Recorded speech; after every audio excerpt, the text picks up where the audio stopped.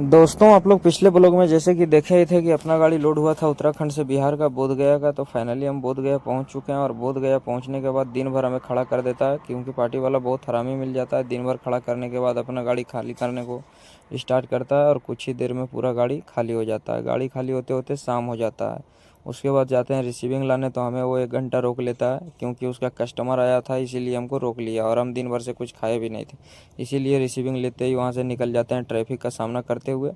और ट्रैफिक मिलने का वजह है कि उधर रोड में काम चल रहा था, इसीलिए हमें जाम थोड़ा मिल जाता है। जाम का सामना करते हुए थोड़ा दूर चलते हैं अपने मौज मस्ती में। और थोड़ा दूर चलने के बाद भूख हमें लग जाता है बहुत ज़बरदस्त।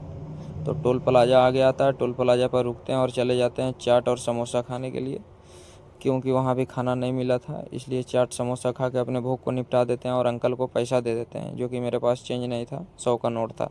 इसके बाद अंकल से पैसा वापस लेके वहाँ से निकल जाते हैं। निकलने के बाद थोड़ा दूर आगे आते हैं तो हमें मिल जाता है 2 नंबर हाईवे।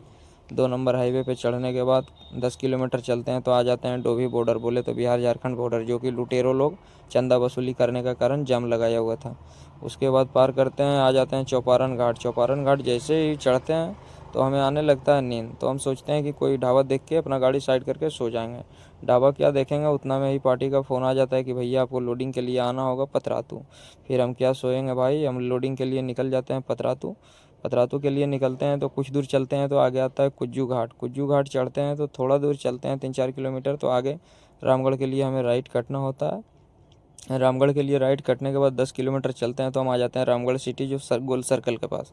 गोल सर्कल से हम मारते हैं राइट पतरातू जाने के लिए। उसके बाद बीच में हमें डीजल भी लेना होता है, क्योंकि डीजल कहीं पूरे रास्ता में लिए नहीं थे। इसके बाद अपना गाड़ी पेट्रोल पंप में घुसाते हैं और फटाफट 6,000 की डीजल लेते हैं और वहाँ से 2,000 रुपये कैश ले लेते हैं खाने पीने के लिए।